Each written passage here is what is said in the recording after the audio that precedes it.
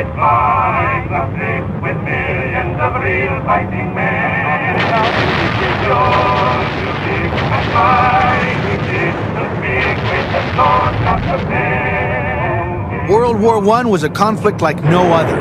It was nothing like a video game where you could detach yourself from the experience. It was always right in your face. It was a war of men against metal. The 4-year conflict featured some of the most epic wartime scenes in history, like the Battle of Verdun and the Battle of Somme. They were memorable enough to make any military critic's top 10 list. Ready to take risks, Rambo warriors marched into this war pumped up with patriotism. Each side was determined to kick some, well, you know what, and return home with a chest full of medals. Hollywood also got in on the action, dramatizing the heroism of these human fighting machines on the silver screen. A dashing Gary Cooper played a decorated war hero in the film Sergeant York. The rest of you keep under cover. Come back here. Where are you going? You didn't give me command. But no movie better painted the pure picture of a foot soldier in action than the acclaimed Academy Award-winning film All Quiet on the Western Front. But all was not quiet on the Western Front. In fact, it was one of the noisiest wars the world had yet seen. Battlefields resembled one continuous 4th of July fireworks display. Yet, despite the relentless hammering of shellfire, young men from all over the world took up arms in this global conflict. A conflict that began with a royal assassination. Here's how it went down. In June of 1914, Austria's Archduke Franz Ferdinand and his wife were shot dead by a Serbian assassin in the streets of Sarajevo, what is now Bosnia-Herzegovina. In retaliation, the Austrian powers that be decided to teach the Serbs a lesson by declaring war on Serbia. This declaration sparked a chain reaction across the world, each country taking sides in this combat chess match. Here are the cliff notes of what happened. First, Tsar Nicholas of Russia, an ally of Serbia, began mobilizing his troops. In response, Germany's Kaiser Wilhelm, an ally of Austria-Hungary, declared war on Russia. Germany, certain that France would side with the Russians, then declared war on the French and sent troops through Belgium on their way to France. England and Belgium then declared war on Germany. 3 years later, the United States entered the conflict. By the end of 1917, the number of nationalities serving in World War I read like the directory at the United Nations. In Germany and Russia, enlistment was mandatory for any young man healthy enough to hold a rifle. In Great Britain, never had a call for volunteers been met with such enthusiasm. Young men served in what were called PALS battalions. Basically, they were groups of neighborhood chums who joined up to go to war together. This war was no place to strike it rich. The monthly salary for an American private was $33. A German of the same rank was paid 19 Deutschmarks, roughly $5 US. In terms of dollar and cents, these guys would have been better off keeping their day job at the factory. Money aside, for most men, this war would be the great adventure. It was a way out of their daily ruts at work and at home. And it was the cheapest way to see the world. But this would not be a Club Med vacation for any of these guys. Just look at the uniforms they had to wear. These macho men are modeling what were the latest runway fashions of the war. As you can see, each country had its own unique design of helmets, jackets, and boots.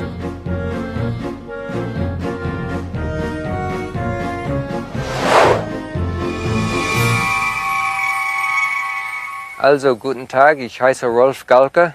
Ich bin deutscher Infanteriesoldat im Infanterieregiment Nummer 111 aus Baden. I'm representing today a member of the 111th Infantry Regiment, German Infantry Regiment from World War I from Baden. I'm wearing the model 1910 tunic, very decorative. This was the model that was introduced at the beginning of the war. You can see a lot of red piping, very decorative buttons. My regiment went increasingly to leggings, which are wrapped very tightly around your leg and help keep the mud and lice and everything else out of your uniform. The helmet that we started the war with, it's essentially a very decorative weapon. However, as you can imagine, with sunshine, you don't want to be seen, and we reflect the brass very heavily. So, very early in the war, when we went to the trench warfare, we put these on to make it much more difficult to be seen. The Prussian helmet was the most distinctive piece of a German soldier's kit. Its intimidating steel spike pointed out the obvious.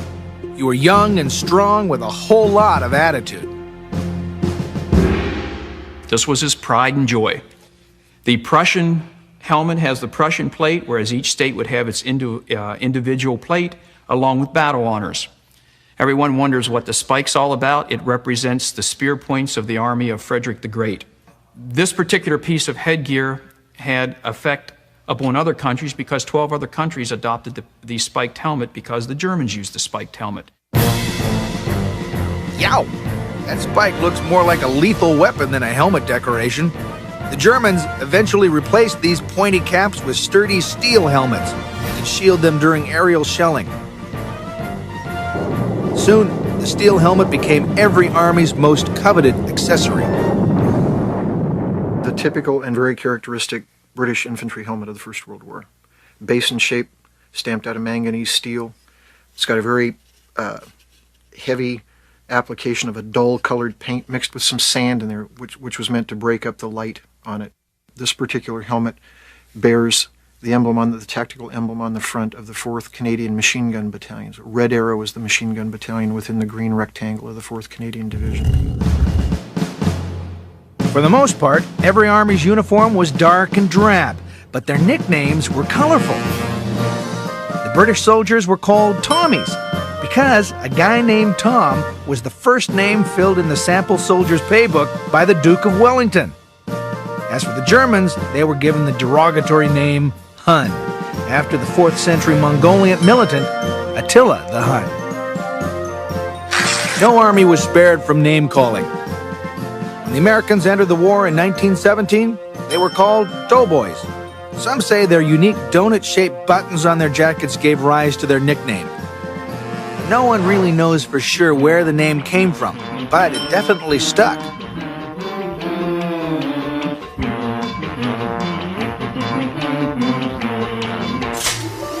Salvation Army lasses, as they were called, even began making donuts for the boys overseas.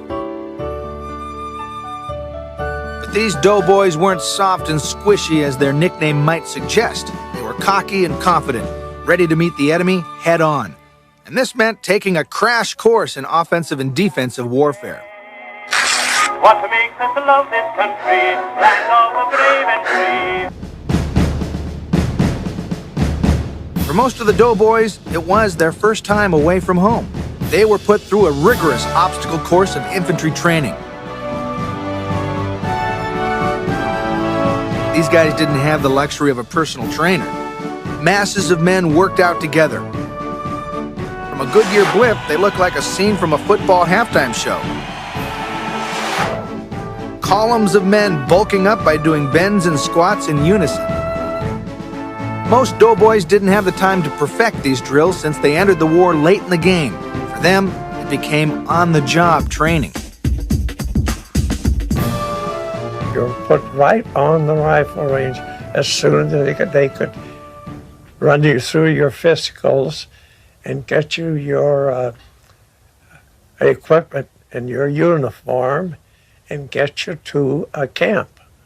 And this usually took about a week after you signed up. And so you went in blindfolded. We're on the rifle range so many hours a day.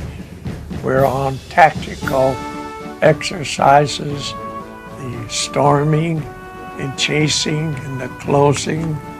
And we get bayonet training, how to protect and how to use the bayonet offensively.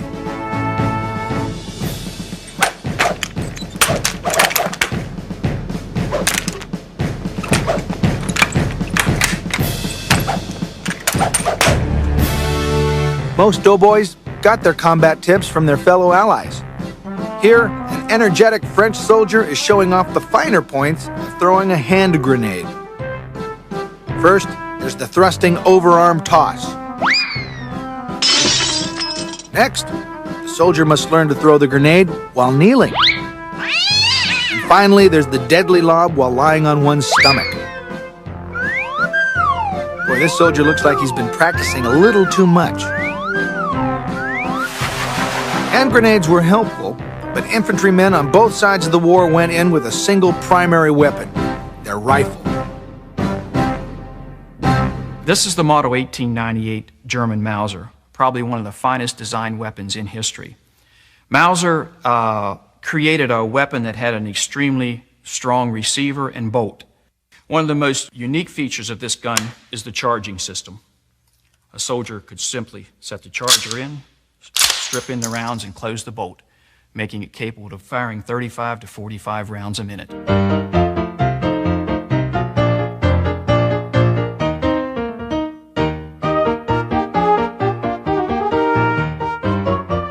The Great War was not all murder and mayhem. In fact, there were moments when foot soldiers had a downright good time.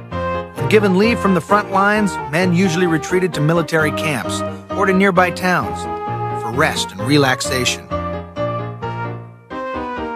There were no fancy Walkmans or boom boxes back then. Some men, though, brought along instruments to perform their very own regimental tunes. Soldiers put on their dancing shoes to tap dance alone.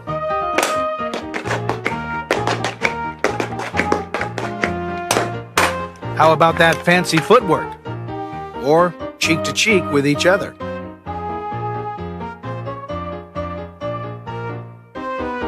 Some men even dressed in drag to perform small skits and plays.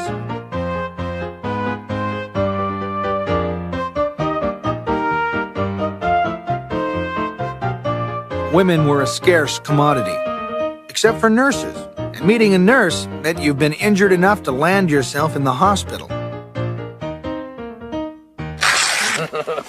Goldka? The military mailman was always a sight for sore eyes. A letter from the world outside was just what these guys needed, even if the envelope contained a bar of soap from Mom instead of a scented letter from their sweetheart. Speaking of soap, forget about taking a luxurious bath. These guys were lucky to find wash tubs the size of their helmets.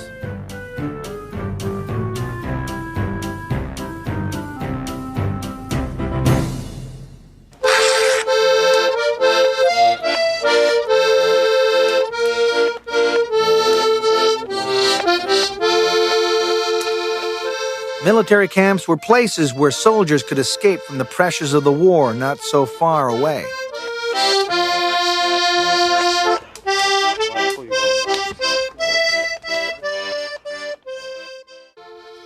Foot soldiers on both sides of no man's land even tested their skills as artists.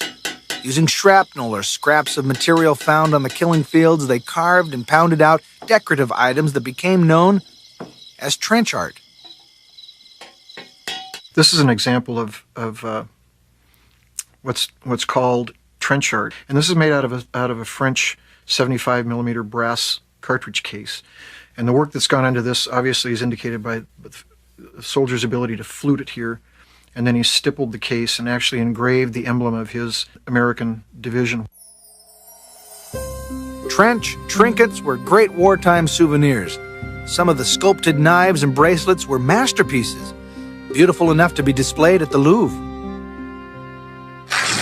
Making art sure helped to whittle away the time before men returned to the front lines. If a soldier was smart, he'd also try to catch some sleep whenever he could, but usually with one eye always open.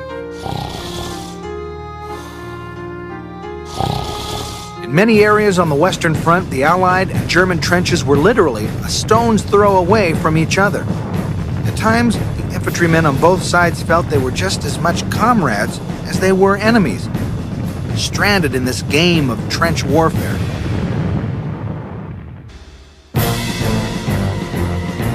Independent of the big brass, soldiers often made their own rules of live and let live. Early in the war, both sides would often announce spontaneous truces. There were many instances where the closeness of the trenches were such that they could actually throw grenades back and forth, or they could talk to each other. So there were many instances where they just left each other alone, but they would hold up signs, teasing each other. They would sometimes play music back and forth across the lines. You could hear the music. It did have its lighter times, but the next day you might go over the top and you might have to kill the people that you were conversing with the previous day.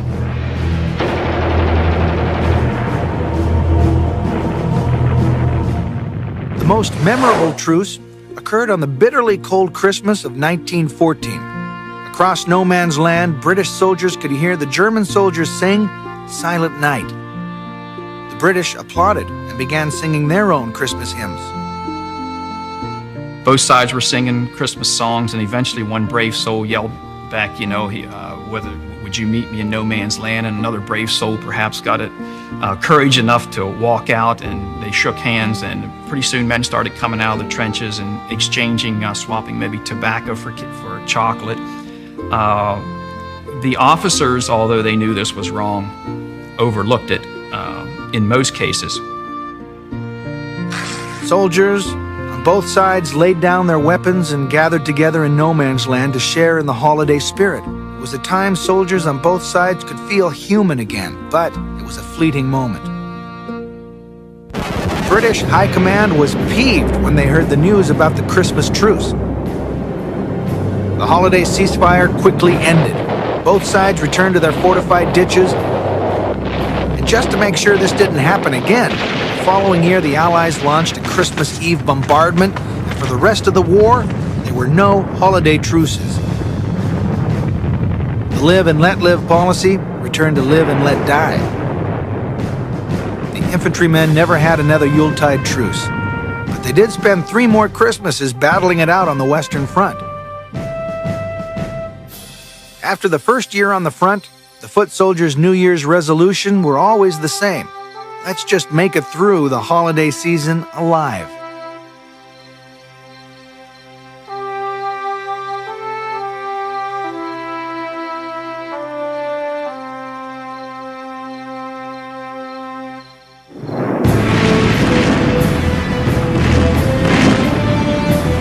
World War I was a techno-battle of machinery against men.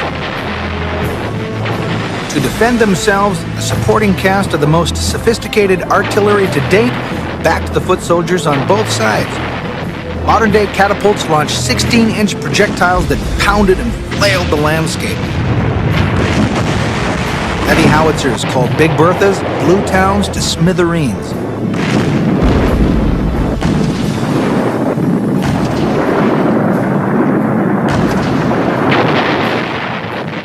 Both sides fought with the same war toys until 1915, when German High Command decided to change the rules. A new weapon exploded onto the battlefields. Its effects would shock the world and change the psychology of warfare forever. On April 22, 1915, near the German front, a French regiment noticed a thick green cloud rising up in the air. Within minutes, Allied soldiers began to fall to the ground. The German army had dropped a deadly dose of chlorine gas. The silent game of chemical warfare had begun.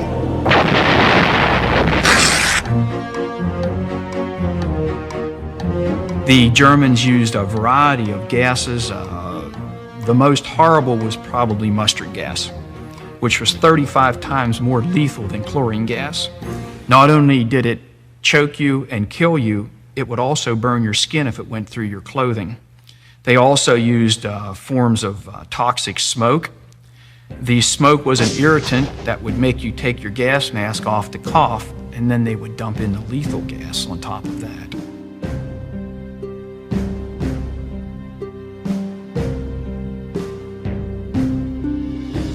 During gas attacks, Soldiers on both sides were forced to wear these alien-looking gas masks for weeks on end. Here's how one worked. This filter takes the air in here, and the soldier breathes through this tube. This mask had to be extremely uncomfortable to wear, but it became a soldier's most defensive weapon.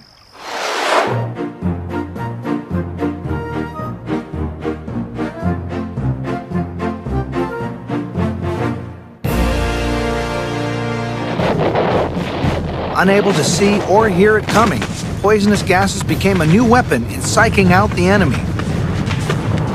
Another way foot soldiers caught their enemy by surprise was with a well-planned trench raid. You see, stalemating was the biggest military obstacle in World War I. Both sides never anticipated that modern weaponry would bring battles to a standstill. Stranded in the trenches, foot soldiers felt like sitting ducks. As a result, trench raiding was one sure tactic to break a deadlock.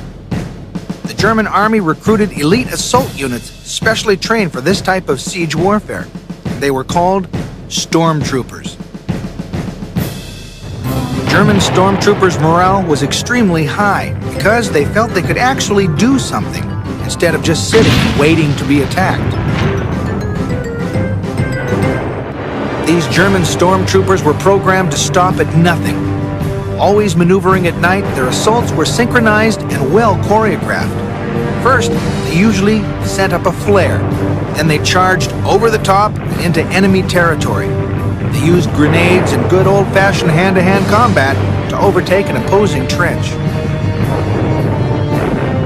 The trench raids served a dual purpose: to take prisoners for interrogation and to snatch some booty for military intelligence. These guys would grab letters, maps, IDs, anything that could give them info on their enemy's next move. These soldier skills were evident after the Battle of Cambrai in 1917. German stormtrooper battalions counterattacked and drove the British back. Like a scene from a James Bond movie, they captured documents and were able to study the Allies' tactics. Naturally, this forced the Allied troops to strategize their own trench raids.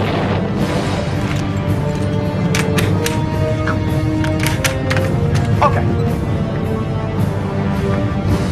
We'd crawl over there during the night, and we'd lay out in front of the German trench, and we had every man was given a .45 and a dagger instead of a rifle.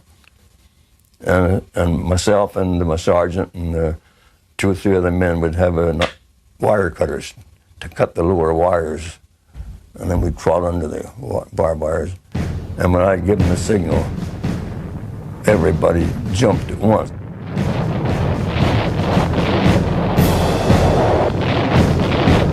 The Germans also had success counterattacking on the other front, the Eastern Front, the battle line between Eastern Europe and Russia. In July of 1917, the Russian army launched its last offensive of the war. They advanced, pushing the Germans and Austrians 30 miles back. Then they just stopped, refusing to go any further. Russia was in the throes of riot and revolution, and the foot soldiers had lost morale. During this decisive battle, the German counteroffensive shattered the Russian army and made them retreat 75 miles further back from where they had started. This devastating defeat, combined with the country's food shortages and the downfall of Tsar Nicholas II's dynasty, made the Russian army negotiate a ceasefire with Germany. Russia had now dropped out of the war, but the war's end was still nowhere in sight. Never before had men in uniform been exposed to the constant hammering of shell fire. It was enough to give anybody a massive headache, or worse, a case of shell shock. This great adventure was not what the recruitment brochures said it would be. Many men wanted out, but going AWOL was a no-no. Mutiny could land you in front of a firing squad. Still, after 3 long years, many foot soldiers on both sides had had enough. Families wanted their boys back home. The infantrymen wanted peace. Everyone wondered what it would take to stop this war. On April 6, 1917, they got their answer. America declared war on Germany. Soon, Eager, young American soldiers would be charging onto European soil like the cavalry riding over the American West. After months of training and watching their allies in action, the Americans had finally entered the war and were determined to bring down the German army once and for all.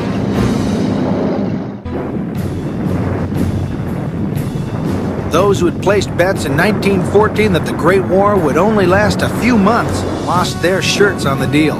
The conflict went on for 4 years and took millions of lives. But on the morning of March 1st, 1918, it looked like the war was finally going to end at last. The Allied forces landed an explosive counteroffensive. It was the first major Allied breakthrough on the Western Front in 3 years. This time, the Allies were determined to take no prisoners. The British opened the most massive artillery firepower of the war. Over 1 million shells exploded into the air, including lethal poisonous gas. In October of 1918, the American doughboys, part of the American Expeditionary Force, were ready to raise some hell. They launched a decisive offensive near the French city of Saint Michel.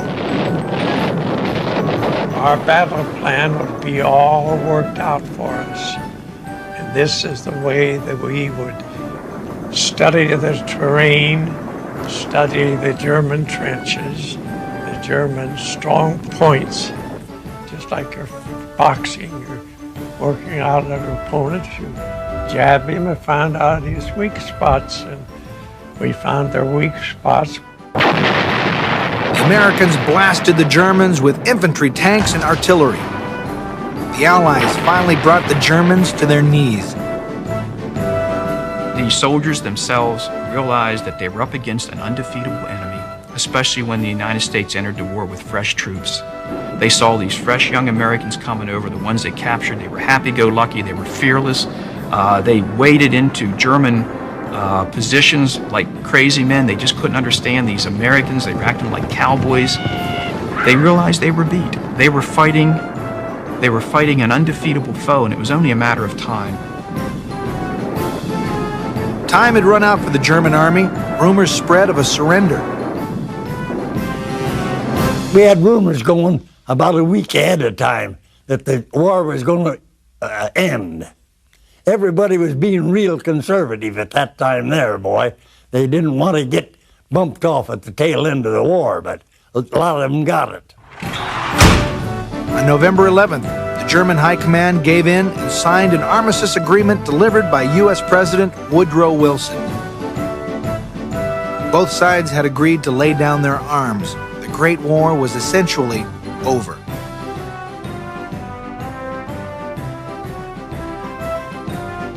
When news of the surrender made its way to the Western Front, many German soldiers literally laid down their rifles and walked home.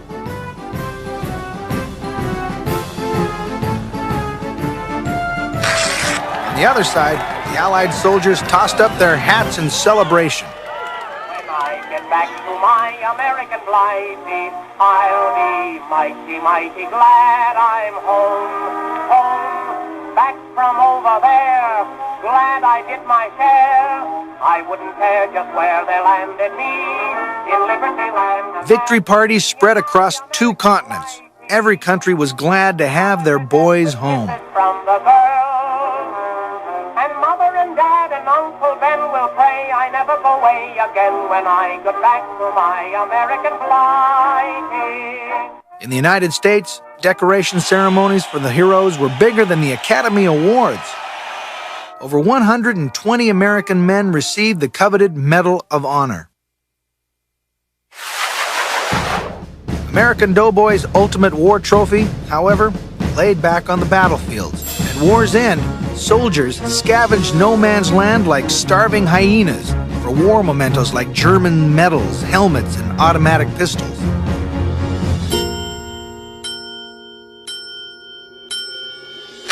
One American soldier paid a French comrade to mail him a 145-pound machine gun. It eventually arrived on his doorstep in the U.S. a few months later. Well, I wonder how many stamps it took to mail that monstrosity. For American doughboys, the so-called great adventure had paid off. They They suffered the least amount of casualties, mostly because they entered the war late in the game. They lost roughly 116,000 men. But in Great Britain and France, almost an entire young male population was wiped out in the war. For them, the homecoming was definitely bittersweet. The Great War was supposed to be the war that ended all wars. But the conflict was just the beginning of modern 20th century warfare. In June of 1919, almost 5 years after the war began, governments on both sides met in Versailles, France to determine the terms of Germany's surrender. Most Allied countries wanted to punish the Germans, but in the end, the only thing the signed treaty did was stir up hostility and resentment in Germany. In 1939, the Germans would rebound with a vengeance. Many World War I foot soldiers would give a repeat performance in the Second World War. After the dust and shrapnel settled over Europe, the Great War left a mixture of emotions. For most foot soldiers, the conflict was the pinnacle event in their entire life. The spirited brotherhood amongst their comrades in the trenches would never be matched again. Everything would always be measured to it, and nothing would live up to that experience.